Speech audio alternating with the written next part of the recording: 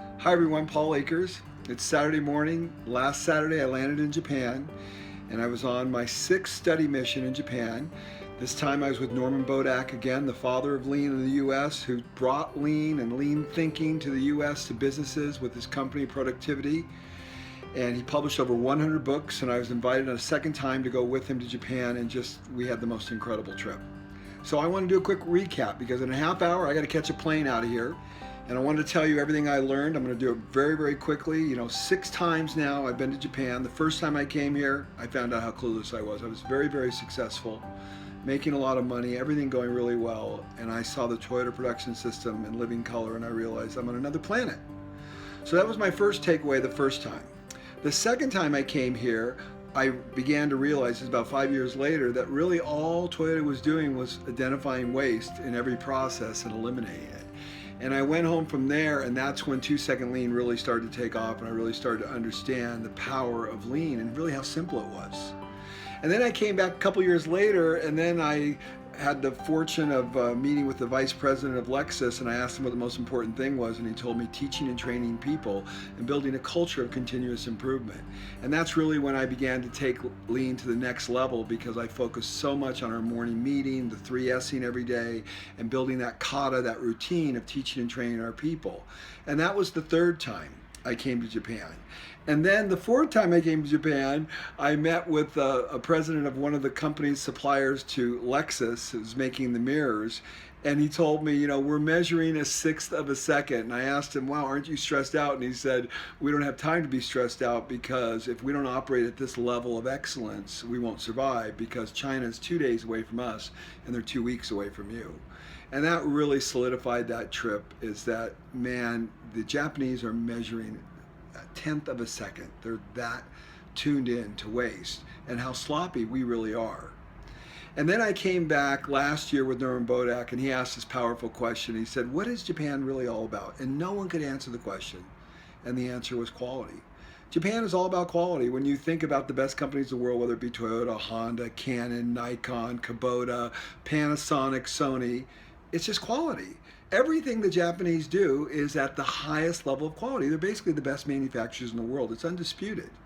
They operate with high tolerances, and they're continuously improving everything. And they learned a lot of this from Deming from the US, but the bottom line is they did it and we didn't do it. So that was the fifth time. Now, this time, I want to tell you what my one takeaway was, because it was so powerful. The joy of Kaizen. We met with one man who was a young president of a company, a third generation, I believe, making insulators for the power company here in Japan. A great sense of humor. And they just recently learned lean as a result of Toyota coming into the community and teaching it to them. Now, Toyota had no vested interest whatsoever in teaching this company, because they were not a supplier to Toyota, but this is the kind of company Toyota is. Maybe people always ask me, well, why are you so excited? Why are you so jacked up? Because, I'm experiencing lean at a level that most people don't get to experience. And my connection with Toyota and what they've taught me on all the tours that I've been here has just really made me understand and appreciate what they're doing. They're doing something great for the world. And they went into this company and taught this company lean, and we just had the greatest time touring their facility, seeing their people make all the insulators and do all the cool things. But this president was special, because he said something in his presentation to us before we toured the shop floor. He said, we do lean because the joy of Kaizen. And I said, what do you mean the joy of Kaizen? What does that mean? He says, there's so much joy for a human being to learn and improve. And I thought, you get it. This is why I'm so jacked up about lean, because it gives me joy, and it gives all the people I know who are doing it correctly joy. They're not counting numbers. They're not doing spreadsheets and graphs. They have the joy of knowing what it feels like for a human being to improve and learn on a daily basis. That's really the essence of lean. So I entitled my sixth trip to Japan, The Joy of Kaizen, because it is such a powerful message from a young lean man who is learning lean for the first time from Toyota, and he's doing a fantastic job. So that's kind of my main takeaway. There's so many things I learned. When Noriko, Norman's wife, we asked him what was Taichi Ono like, he said he was very demanding, and he was, always wanting something to be better. But she said something that was so powerful. She said, Ono would say, what a waste of life for people to do non-value added activity. You know, there's value-added activity every day, and there's non-value.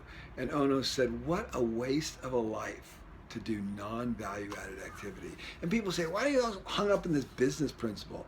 Because it's wasting a life. It's wasting a life if you don't understand how to see waste and the difference between value and non-value.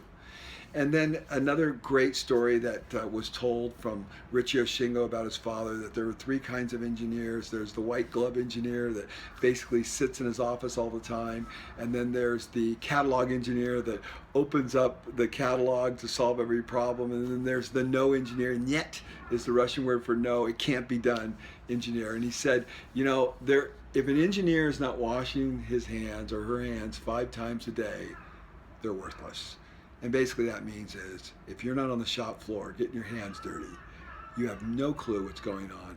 And we saw that over and over again with the Toyota suppliers, first tier, second tier, as well as when we visited Lexus, that these managers and leaders were on the shop floor, and we were blown away by their commitment to continuous improvement. Originally, I named the trip the Relentless Lean Study Mission, because we just saw these companies relentlessly improving. They were already excellent, and they were still improving. But I changed the name of the trip to the Joy of Kaizen because this man at the end was just so incredible, because you saw the spark in his life. One of the other things is I asked Noriko, Norman's wife, what was Shingo like? I mean, Norman and Noriko worked with Shigeo Shingo and Taiichi Ono, and he said he was meticulous. He was extremely demanding, but he was always willing to help. And that is just powerful. And then Richio Shingo gave us a great talk about his father and just about his concept as a leader of Toyota China and 5 startups with Toyota, and knowing the president and reporting directly to the president of Toyota. He taught us so many great things. One is that the Toyota production system is about total participation. It is not a suggestion system, it's total participation. That means everyone in the company involved. And then the next thing he told us, that it's not enough to go and see, you have to go and watch. You have to sit down and watch and understand the problems, so that when you have deep and profound knowledge, then you can make the right assessment. And then also you must have great standards, so you have something to measure against. I mean, the wisdom that this trip was full of was just, it was so profound. My head is spinning. People say, why do you go to Japan so much? You know, haven't you figured this all out? Are you kidding? I am clueless. And the best thing is I brought 3 of my people with me, and when people tour FastCap, I always tell them on a scale of 1 to 100 that FastCap is a 3 and Toyota's a 99. We're absolutely clueless. We have no idea what we're doing. We're wandering in the wilderness. And people would say, oh, this is the most incredible facility I've ever seen. Your people are incredible. They're so engaged and everything. And they would argue with me and say, you're really like a 60 or a 70. I go, no, I'm a 3. And my people came this time, and they saw Lexus and the suppliers of Lexus say, 3, I think you're being generous. We're maybe like a 1 or a negative 10. That's the level that we saw here. It was breathtaking. And I think the best thing about Japan is you get a recalibration and what the truth really is about how you're performing. And we are performing so low, and you'd think I'd be so discouraged by that, but I'm not.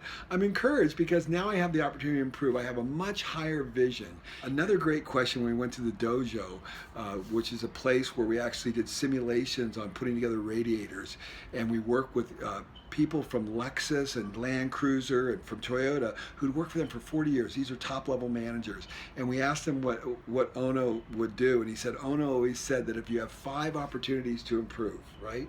You have 5 Kaizens you can do. Always do the easiest one first, so you can do it right away and change your viewpoint. So you can climb the mountain and get a better view of where you need to be. Don't focus on the harder ones, focus on the easy one. And then they said, if you're gonna climb a mountain, climb a small mountain first. Don't climb Mount Everest first, climb Mount Fuji, and then try to climb Mount Everest.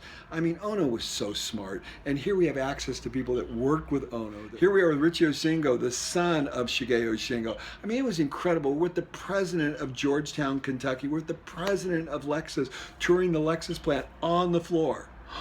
This was the craziest trip you could ever imagine. Norman, you did a phenomenal job. Mommy, who was also part of organizing the whole thing, you did a phenomenal job. Simultaneous translators. We had so many great things going on this trip. It was just crazy. It was from start to finish. But perhaps one of the best things we had going on this trip was Mr. Amazawa, who is the former president of Toyota Georgetown, who turned the Georgetown plant around, and former president of Lexus in Kyushu, Japan. We had him for 3 days with us on the bus. Unlimited access, asking him questions the whole time, walking on the shop floor in Lexus, seeing the spray room with the replaceable cartridge system. We saw things that people would never see. It was crazy what this guy exposed us to, and he was completely candid and honest, and I love this guy so much. He was just fantastic. And one of the best things about him was he said Toyota has problems. Toyota's not perfect, you know, and you hold Toyota up as being this amazing company, and it is the most amazing company in the world, frankly, right? But they're still not perfect. They still have struggles, and that's encouraging too, because all of us have problems and struggles with our organizations and companies, but we just keep pressing on. And as good as Toyota and Lexus are, they just keep pressing on. They're relentless. We walked their training center with Mr. Amazawa. It was just crazy what we were exposed to. So, and I hope that you got some things out of what we talked about. Some people followed us on the chat. I know a lot of videos have been posted, but at the end of the day, it was a phenomenal trip. And Norman, I can't thank you enough for your friendship and your mentorship. And he's my father, basically. My dad passed away about 5 years ago, and Norman is my new adopted father, and he's just fantastic. And Noriko, his wife, is unbelievable. And I had the trip of a lifetime. And I can't thank all the people that came on the trip, my friends from around the world, whether it be Philippe from Portugal, or Ashley from the UK, or David Long from North Carolina. I had friends, Greg Glebe came, Glenn Bostek came. I had people from everywhere. Brad came from Canada. And if I didn't name your name, don't get mad at me. I mean, just people from everywhere. We had John and his team from Cambridge come. Just amazing, amazing people. So not only were the things we saw fantastic, but the people we connected with, the friendships that were made were irreplaceable. So hopefully this all helps you and encourages you to press on to excellence, never give up, never tolerate low-level performance. We can be so much better than we are, whether it be taking care of our health, as I talk about lean health, or building a phenomenal organization, as I talk about 2-second lean. It's all incredibly relevant, and we all are on a journey that will never end. Thanks a lot. Coming to you from Fukuoka, Japan, on the last day, Paul Akers. Thank you.